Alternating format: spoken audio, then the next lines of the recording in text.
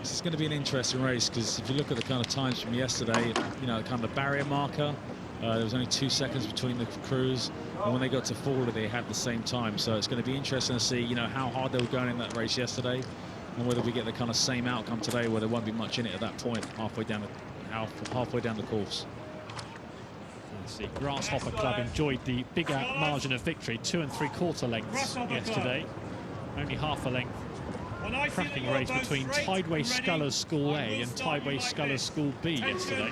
That's always tough when you've got your kind of 2 boats on the same side of the draw and they have to meet you in the regatta, especially when you've got an A and B crew. That early in the week. Yeah. Attention! Go! In the Wyfold, the Coxless Falls underway. Tideway Scullers School A to the left-hand side of your picture on the Berkshire station is Grasshopper-Club Switzerland. And this is an intriguing battle. Just having a look at the Buck Station, the Swiss. They seem to have taken a slender early lead. We'll get a better idea as they pass the camera now. The race is just settling down. Pushing that lead out a little bit. 3/4 of a length perhaps. Half a length at the moment. There's not much in it there, and you know, it's about getting into rhythm. Because of the Henley's such a long course, it's about really getting into a strong, you know, high moving boat speed rhythm in the middle part of the race. And that's where the kind of Swiss crew's gone out. These are, you know, it's full of ex-junior internationals from 2015, so, you know, they do have a lot of pedigree and a lot of class as juniors. It's going to be interesting to see where the kind of Tideway Scullers crew can just, you know, stick to their race plan, do their thing, and just start to edge back, not get flustered by how quickly the kind of Swiss crew's gone out the blocks. Yeah, the Swiss have committed a lot early here, stretching that lead up to 3/4 of a length. Grasshopper-Club in Zürich, too far away from the Lake of the Gods in Lucerne. Have a rich rowing pedigree, don't they? And previous experience here at Henley, but have the Swiss given it too much too early? One of the Tideway Scullers got left in reserve. I think that's a really kind of sensible start there from the Tideway Scullers. They didn't kind of get flustered by what was going on beside them, sticking to their race plan. It's going to be interesting when we get the shot to see how close they are at this point in the race.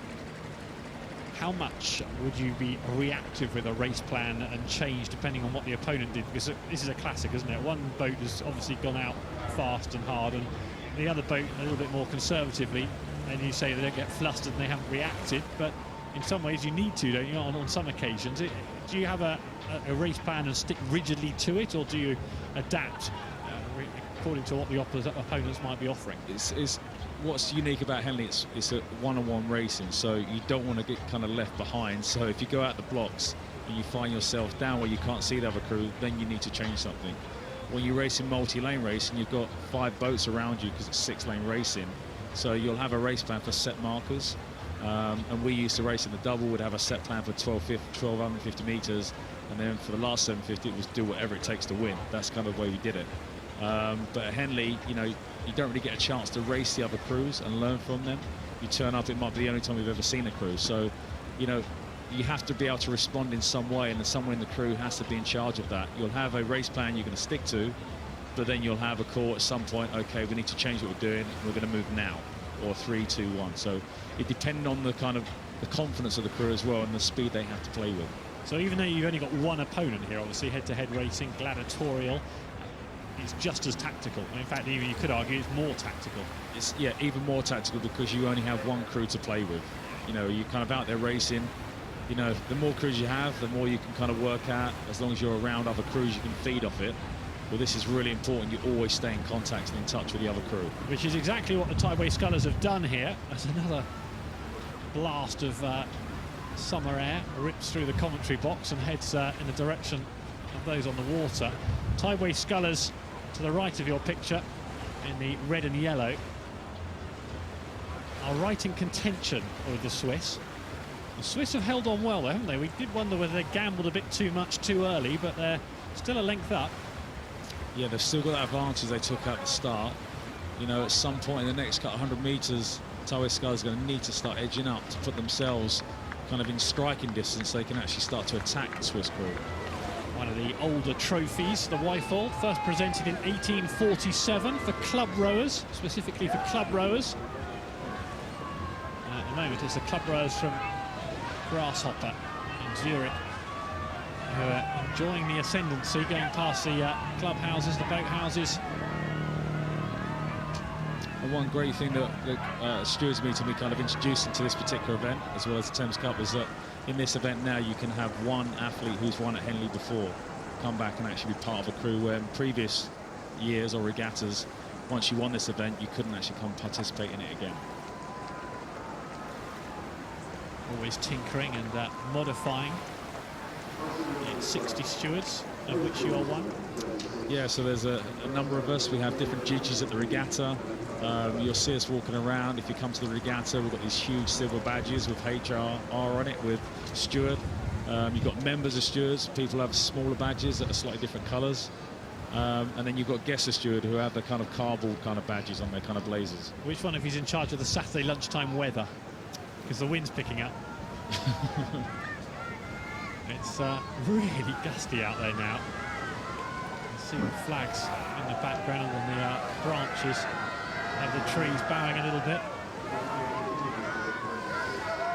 And still work to do for Tideway Scullers to get back level with the Zürich boat. The green boat nearest to your picture, the Swiss, just increasing their lead a little bit. And the Tideway Scullers need to start edging up as they go through the regatta enclosure here before they hit stewards, so they can see that green boat beside them. At the moment, the Swiss group just has a bit too much advantage there, and it's going to be quite difficult and challenging to get back on terms. You can see the raindrops on the camera. It is now coming in sideways, the rain, with the wind as well. Having said it was sunny 10 minutes ago.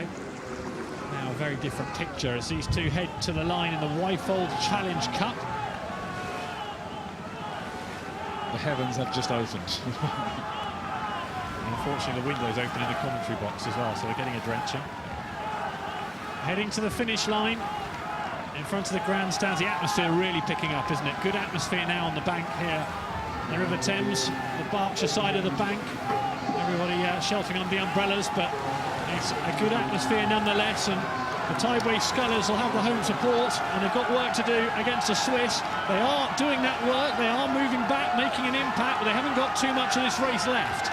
They've just chucked everything out there, just shortened up, trying to get as many strokes in as possible. And the problem is the gust of winds isn't helping them as they try to go through the gears and move on towards the finish line. It's a little bit too little, too late from the Tideway Scullers. The Swiss know they're almost there. Fabulous race. Tactical. But it's the Grasshopper-Club from Zürich in Switzerland who come out on top in the Wyfold Challenge Cup. The Tideway Scullers still just a length down, as they had been all the way from Temple Island, really. It was the same margin all the way through the race, and you've got to take your hat off to that Swiss boat